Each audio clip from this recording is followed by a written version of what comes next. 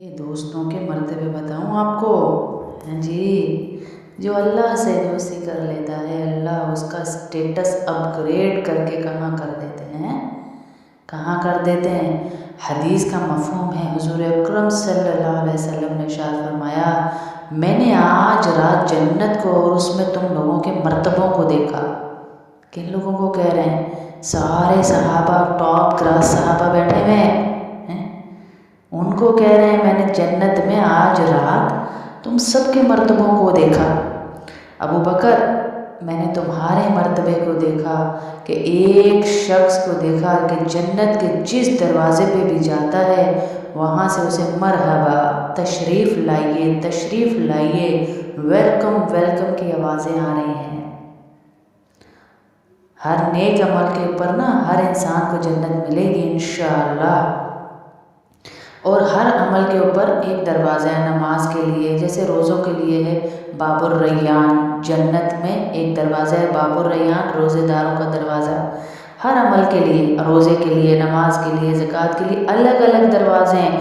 یہ کون سی ہستی آ گئی کہ جس کو جنت کا ہر دروازہ آواز دے رہا ہے، ہمارے پاس آ جائیے، ہمارے پاس سے گزر جائیے، ہمارے پاس سے، یعنی کیسی برکتوں والی ہستی ہے کہ اس کو آواز دے دے کے بلا رہے ہیں۔ کون تھا یہ؟ حضور اکرم صلی اللہ علیہ وسلم فرما رہے ہیں ابو بکر یہ تمہارے لیے تھا، یہ تمہارے لیے تھا، یہ مرتبہ اللہ نے تمہیں دیا، یہ مرتبہ اللہ نے تمہیں دیا۔ پھر فرمایا حضرت سلمان نے عرض کیا یا رسول اللہ صلی اللہ علیہ وسلم، جس شخص کا یہ مرتبہ ہے وہ تو کوئی بہت بلند شخص ہوگا، بلند پائے کا شخص ہوگا۔ کہا یہ ابو بکر ہے، یہ ابو بکر ہے جس کا یہ مرتبہ ہے۔ پھر دوسرے نمبر پہ بتایا عمر کا مرتبہ، حضرت عمر رضی اللہ تعالی عنہ کے مرتبہ ہے۔ فرمایا جنت میں سفید موتی کا ایک گھر دیکھا جس میں یاقوت جڑے ہوئے تھے۔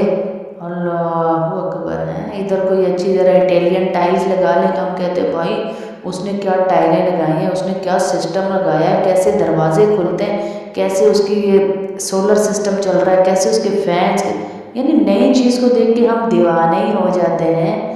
کبھی سفید موتی کا بھی محل دیکھا؟ آج دنیا میں بن جائے سارا میڈیا اس کی طرف اپنے کیمرے کر دے گا۔ سفید موتی کا ایک محل دیکھا، کہتے ہیں اللہ کے نبی صلی اللہ علیہ وسلم، میں نے جس میں یاقوت جڑے ہوئے تھے، میں نے پوچھا یہ کس کا ہے؟ تو کہا یہ عمر کا ہے، یہ عمر کا ہے۔ اس مکان کی نہایت عمدگی، چمک، رونق اور اپنے سید المرسلین صلی اللہ علیہ وسلم ہونے کی وجہ سے مجھے خیال ہوا کہ یہ مکان میرا ہی ہے۔ اللہ کے نبی کہہ رہے ہیں اتنا خوبصورت، اتنا چمک والا، اتنا رونق والا، مجھے لگا یہ میرا مکان ہے۔ تو کہا گیا نہیں یہ عمر کا مکان ہے، یہ عمر کا محل ہے۔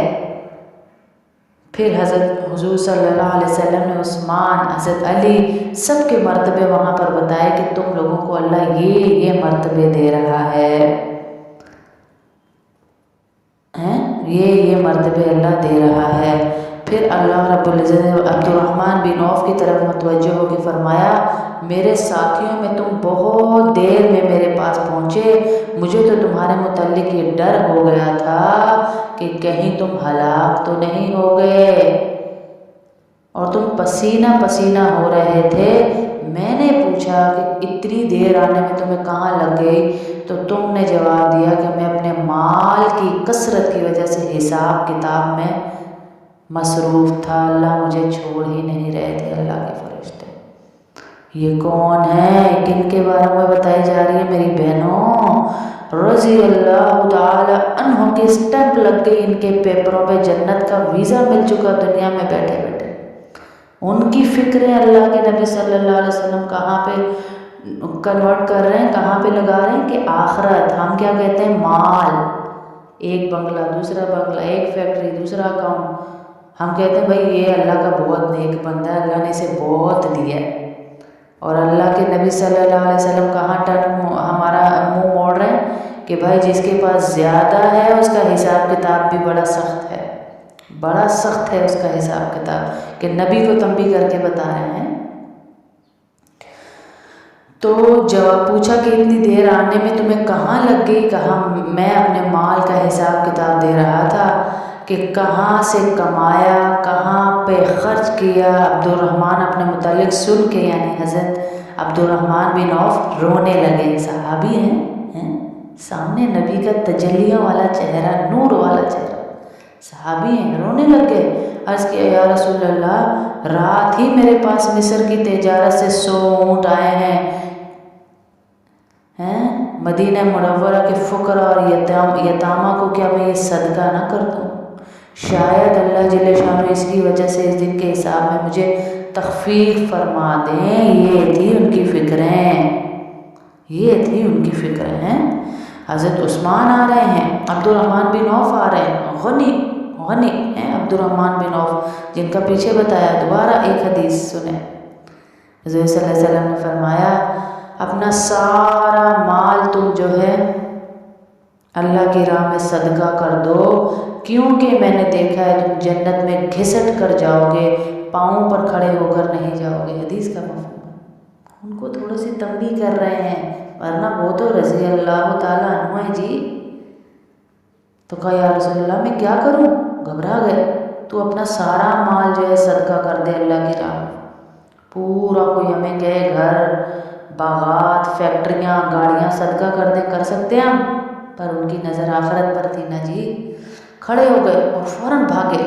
تو اللہ کے نبی صلی اللہ علیہ وسلم نے پیچھے ایک بندہ بھیجا، قاصد بھیجا، بلایا، کہا جبرائیل ابھی میرے پاس آئے تھے، عبد الرحمن سے کہہ دیجئے سارا مال نہ صدقہ کریں، اللہ تو جی ہمارا قدم دیکھ لیتا ہے اور اجر لکھ دیتا ہے۔ وہ کھڑے ہو گئے، اللہ نے اجر لکھ دیا، بلکہ مہمان نوازی کر دیا کریں، غریبوں کو کھانا کھلائیں، سوال کرنے والے کا سوال پورا کریں، اور جو ان کے اہل و عیال ہیں نا ان میں سے صدقہ پہلے ابتدا کریں۔